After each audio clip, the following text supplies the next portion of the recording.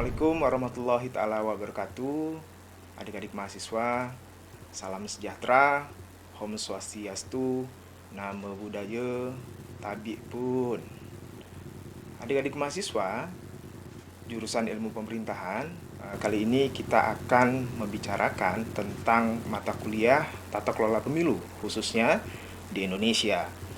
Mata kuliah tata kelola pemilu ini adalah mata kuliah pilihan pada jurusan ilmu pemerintahan strata 1, tetapi menjadi mata kuliah wajib pada strata 2 Magister Ilmu Pemerintahan, khususnya manajemen tata kelola pemilu.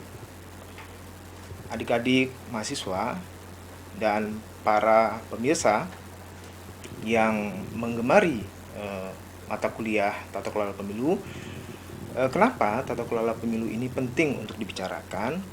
Karena kita ketahui bahwa studi ilmu politik itu adalah studi tentang bagaimana mencari dan mendapatkan power atau kekuasaan. Nah, mendapatkan kekuasaan atau power ini salah satu cara yang dianggap demokratis adalah melalui mekanisme pemilihan umum. Sehingga mata kuliah tata kelola pemilu itu sangat penting dalam konteks studi ilmu politik. Nah, kajian politik yang saya katakan tadi di awal adalah bagaimana mencari kekuasaan atau mendapatkan kekuasaan, atau dengan kata lain mekanisme mendapatkan kekuasaan yang secara demokratis itu melalui pemilihan umum. Saya mengutip dari pendapat Joseph Alois Schumpeter, salah seorang ilmuwan politik dan juga ahli ekonomi yang berasal dari Amerika Serikat. Beliau mengatakan bahwa pemilu adalah sarana demokrasi. Pemilihan umum adalah salah satu cara yang dianggap demokratis untuk mendapatkan sebuah kekuasaan. Maka dari itu, kajian tata kelola pemilu itu sangat penting dan sangat layak untuk kita bahas sebagai bagian dari studi ilmu politik. Adik-adik yang berbahagia dan yang diberkahi, kita tahu bahwa pemilihan umum di Indonesia itu sudah berlangsung sangat lama. Pemilihan umum pertama dilakukan tahun 1955 dan dianggap oleh salah seorang ilmuwan politik Indonesianis, Herbert Faith, dalam bukunya tahun 1955 sebagai pemilu yang demokrasi, walaupun demokrasinya masih dalam konsep demokrasi liberal atau demokrasi parlementer. Kenapa pemilu tahun 1955 dianggap sebagai pemilu yang demokrasi? Karena pada saat itu partai politik sangat banyak sekali berpartisipasi dalam pemilihan umum. Tetapi kita tahu bahwa pemilu selanjutnya, yaitu pada masa rezim Orde Baru, pada saat Soeharto memimpin Indonesia selama 32 tahun, dari tahun 1966 sampai dengan tahun 1998, ada pemilihan umum yang tidak demokratis, yaitu yang dilakukan pada 1971, 1977, 1982, 1987, 1992, dan terakhir di tahun 1997 sebelum kekuasaan Soeharto dijatuhkan oleh mahasiswa dan masyarakat yang tidak menginginkan kembali Presiden Soeharto berkuasa di Indonesia. Nah, pada masa Orde Baru, mengutip pendapat dari Haris dalam bukunya di tahun 1998, Orde Baru tidak melakukan pemilihan umum secara demokratis. Kenapa disebut tidak demokratis? Karena pada saat itu banyak sekali intimidasi, rekayasa pemilu, dan juga ketidaksetaraan peserta dan juga penyelenggara pemilu yang saat itu masih dilakukan oleh internal pemerintah itu tidak independen dan juga tidak adil dalam mengcover atau menyelenggarakan pemilihan umum. Kita tahu pada masa Orde Baru hanya ada 3 partai politik. Sebenarnya hanya ada 2 partai politik, yaitu Partai Pembangunan Indonesia dan Partai Demokrasi Indonesia. Golkar pada saat itu sebagai mesin politik rezim Orde Baru tidak bisa dikatakan sebuah partai politik, karena mereka tidak mengakui bahwa mereka adalah partai politik. Mereka hanya mengakui bahwa dirinya adalah sebuah komunitas golongan yang dikaryakan. Nah, partai-partai politik yang lain difusikan atau digabungkan ke dalam 2 partai saja, P3, Partai Persatuan Pembangunan, dan PDI, Partai Demokrasi Indonesia. Sehingga tidak banyak partai politik yang bermain dalam pemilu pada masa Orde Baru. Nah, adik-adik dan para pemirsa yang mengkaji dan menggeluti studi kepemiluan, kita juga tahu pada masa reformasi dimulai tahun 1999, pemilu di Indonesia itu sudah dilakukan rutin sejak tahun 2004, 2009, 2014, dan 2019. Dan uniknya adalah sejak pemilu 2004, Indonesia menyelenggarakan dua jenis pemilu baru, yaitu pemilihan presiden dan wakil presiden Republik Indonesia dan pemilihan Dewan Perwakilan Daerah atau disingkat DPD. Ada sesuatu hal yang unik juga dan terjadi baru pertama kali di Indonesia, yaitu sejak tahun 2005, pemilihan kepala daerah dilakukan secara langsung atau yang disebut sebagai pilkada langsung. Sejak pilkada langsung dilakukan, ada sebuah varian atau ada sebuah mekanisme baru pemilihan kepala daerah, yaitu pemilihan kepala daerah yang dilakukan secara serentak atau bersamaan, yaitu di tahun 2015, 2017, dan di tahun 2018. Dan juga ada sebuah terobosan baru, ternyata di tahun 2019 Indonesia pertama kali menyelenggarakan pemilihan umum secara serentak dengan mekanisme yang bersamaan, yaitu 5 pemilihan dilakukan secara bersamaan. Apa saja pemilihan itu? Yaitu pemilihan presiden dan wakil presiden, pemilihan Dewan Perwakilan Rakyat Republik Indonesia, pemilihan Dewan Perwakilan Daerah, dan juga pemilihan Dewan Perwakilan Rakyat tingkat provinsi atau DPRD provinsi, serta pemilihan Dewan Perwakilan Rakyat tingkat kabupaten kota atau DPRD kabupaten kota. Jadi ada 5 pemilu yang dilakukan secara serentak di tahun 2019. Nah, kita masuk ke dalam konteks apa sih sebenarnya mata kuliah tata kelola pemilu itu. Dari sisi bahasa, bahwa tata kelola pemilu itu terdiri dari 2 varian teori. Pertama adalah teori tata kelola atau konsepnya adalah konsep governance. Yang kedua adalah teori pemilu atau konsep election. Sehingga tata kelola pemilu dalam konteks teori-teori barat itu disebut sebagai electoral governance.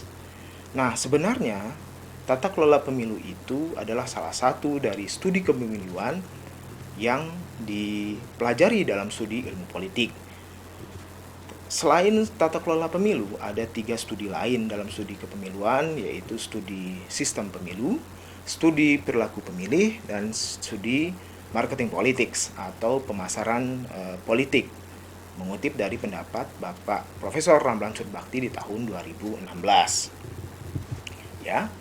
Nah, secara konseptual sudah saya paparkan di awal tadi. Sekarang saya ingin menjelaskan secara definisi apa itu tata kelola pemilu. Adik-adik, mengutip dari pendapat Mozaffar dan Schadler di bukunya tahun 2002, setelah ditranslate dalam bahasa Indonesia, tata kelola pemilu diartikan sebagai kumpulan aktivitas yang saling terkait satu dan lainnya yang melibatkan pembuatan, pelaksanaan, dan adjudikasi aturan main dalam pemilu. Ada pendapat lain yang mendefinisikan tentang tata kelola pemilu. Saya mengutip dari bukunya Torres dan Dias di tahun 2015. Mereka mengatakan tata kelola pemilu adalah siklus di dalam desain kebijakan melalui mekanisme administrasi dan prinsip keadilan pemilu, serta dimungkinkan adanya sebuah revisi apabila siklus itu tidak bisa berjalan dengan baik. Jadi pendapat Torres dan Dias, poin pentingnya adalah siklus kepemiluan itu perlu dan harus dilakukan revisi jika tidak bisa berjalan dengan baik. Nah, adik-adik, Indonesia adalah salah satu negara dari ratusan negara di dunia yang melaksanakan tata kelola pemilu. Tapi ada hal unik di Indonesia atau ada hal penting di Indonesia yang berbeda dari konteks negara-negara lain. Saya mengutip pendapat dari Dr. Mada Sukmajati dalam bukunya di tahun 2019. Beliau mengatakan bahwa ada 6 dimensi tentang kajian tata kelola pemilu. Dimensi pertama adalah dimensi tentang nilai, prinsip, dan juga azas pemilu yang ada di Indonesia. Dimensi kedua adalah dimensi tentang sistem pemilu yang dilakukan di Indonesia. Dimensi ketiga adalah tentang kelembagaan penyelenggaraan pemilu yang juga dilakukan di Indonesia. Dimensi keempat adalah tentang tahapan pemilu yang terdiri dari siklus, tahapan, dan jadwal pemilu. Dimensi kelima adalah tentang manajemen kepemiluan. Di dimensi ini dipelajari adalah tentang administrasi, perencanaan, anggaran, dan sistem informasi pelaksanaan pemilu. Dimensi terakhir atau dimensi keenam adalah membahas tentang keadilan pemilu atau electoral justice.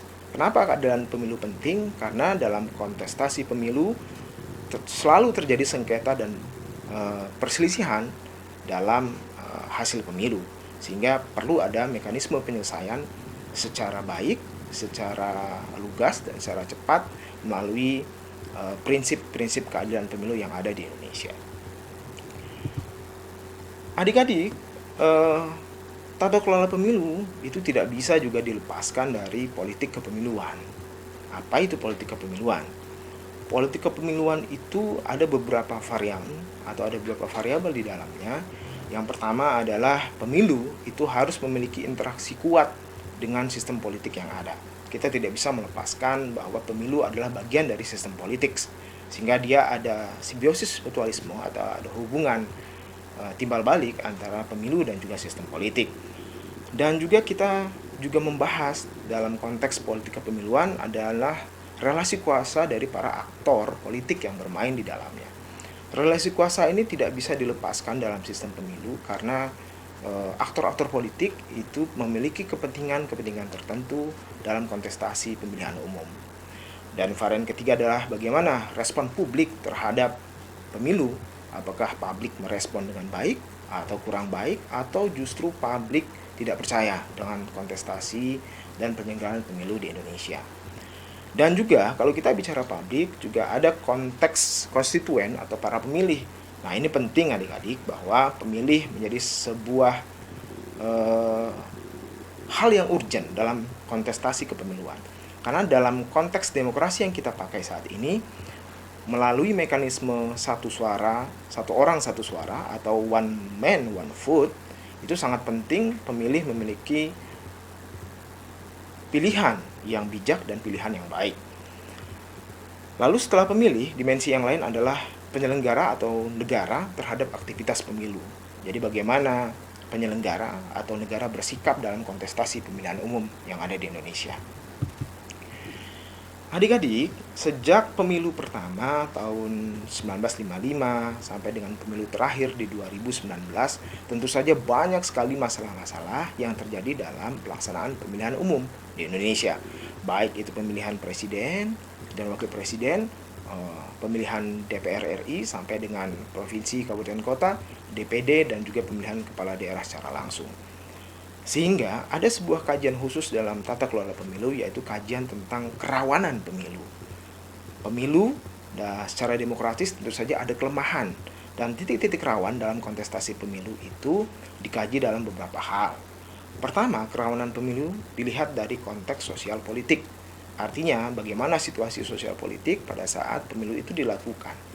Apabila negara dalam kondisi genting atau dalam kondisi darurat atau force major, maka pemilu bisa saja tidak dilakukan. Misalnya ada potensi konflik atau potensi gempa bumi, potensi banjir, dan lain sebagainya, sehingga pemilu bisa diundur. Misalnya contohnya sekarang adalah pemilu di Desember 2020 yang pada saat itu diundur selama 3 bulan karena ada pandemi COVID-19 atau virus corona. Dan kerawanan kedua adalah dalam dimensi penyelenggara pemilu, baik itu dari sisi KPU, dari sisi Bawaslu, maupun dari sisi DKPP. Kita tahu selama ini bahwa ada beberapa penyelenggara pemilu, khususnya KPU, baik di tingkat pusat maupun di tingkat daerah, yang dipecat oleh DKPP karena bermain politik uang atau tidak melakukan pekerjaannya secara baik, melanggar etika, ya, dijatuhi hukuman pidana, sampai dengan hal-hal lain yang melanggar aturan hukum yang berlaku dalam kontestasi pemilu di Indonesia. Nah, penyelenggara ini penting karena mereka harus bersikap adil terhadap seluruh mekanisme dan tatanan tahapan pemilu. Yang ketiga, dimensi yang rawan adalah kontestan pemilu. Dalam hal ini ada partai politik dan calon kandidat. Kita tahu bahwa dalam masa kampanye, kontestan ini seringkali melakukan hal-hal yang dilarang oleh undang-undang. Misalnya penyebaran hoax atau informasi palsu, dan juga pembunuhan karakter atau karakter assassination, dan juga beberapa hal yang dilarang oleh undang-undang. Selanjutnya adalah partisipasi pemilih. Dimensi ini melihat bagaimana pemilih bisa melaksanakan tugasnya, yaitu memilih calon kandidat secara baik dan secara dewasa tanpa ada tekanan dari pihak manapun. Dan dimensi yang lain kerawanan pemilu yang saat ini sangat marak dilakukan adalah netralitas ASN atau netralitas PNS. Dalam Undang-Undang Pegawai Negeri atau Undang-Undang ASN sudah jelas, sangat jelas di beberapa pasalnya mengatakan bahwa PNS harus netral dalam kontestasi pemilu. Tetapi yang terjadi di Indonesia, adik-adik dan teman-teman semua, PNS tidak pernah netral dalam kontestasi pemilu. Mereka selalu memilih calon dengan keuntungan atau memilih calon dengan potensi kemenangan yang paling besar. Karena mereka menginginkan setelah calon itu menjadi kepala daerah, mereka mendapatkan reward atau mendapatkan sesuatu berupa jabatan-jabatan publik. Misalnya jabatan kepala dinas, jabatan-jabatan lain yang diperebutkan dalam kontestasi PNS. Dan selain netralitas birokrasi juga yang marak terjadi adalah pembelian suara atau politik uang. Ya, pembelian suara atau politik uang.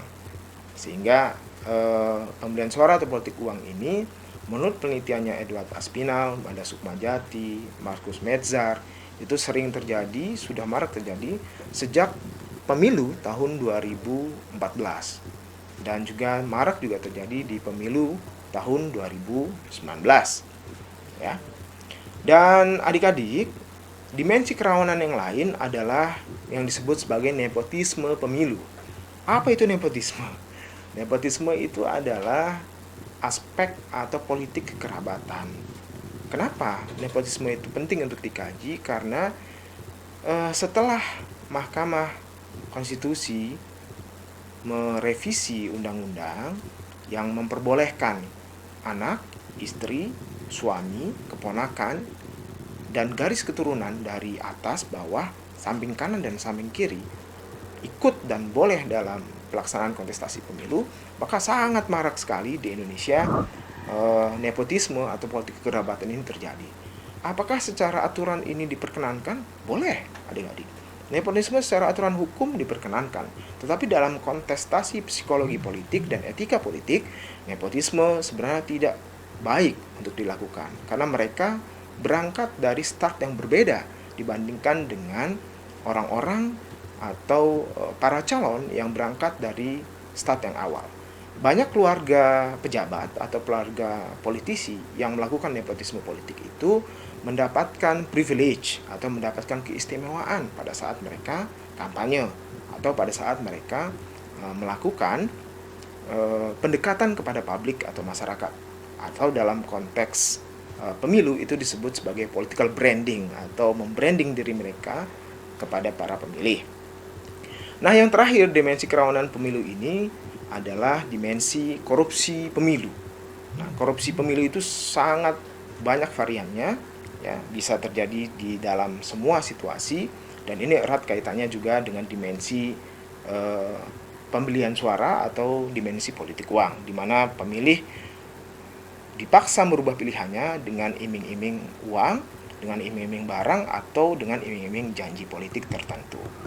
Nah, demikian adik-adik dan para pemirsa yang menggeluti studi kepemiluan, bahwa banyak sekali kajian-kajian yang sebenarnya perlu didalami secara lebih baik lagi dalam mata kuliah tata kelola pemilu. Dalam kesempatan kali ini saya mengajak kita semua, adik-adik dan para pemirsa yang menggeluti studi kepemiluan untuk terbuka dan melihat situasi kondisi sosial politik kita pada saat ini. Kita sebagai manusia adalah memiliki tanggung jawab sosial atau memiliki sebuah idealitas tentang bagaimana mengatur kehidupan manusia agar kita nyaman. Dan salah satunya adalah mengkritisi sekeliling kita apabila ada hal-hal yang tidak sesuai dengan idealitas, tidak sesuai dengan aturan, maka tugas kita adalah untuk mengkritisi dan memberikan solusi. Demikian, terima kasih adik-adik dan para pemirsa yang sudah bergabung dalam mata kuliah Tata Kelola Pemilu. Saya ucapkan banyak terima kasih. Wabillahi taufiq wal hidayah. Wassalamualaikum warahmatullahi taala wabarakatuh.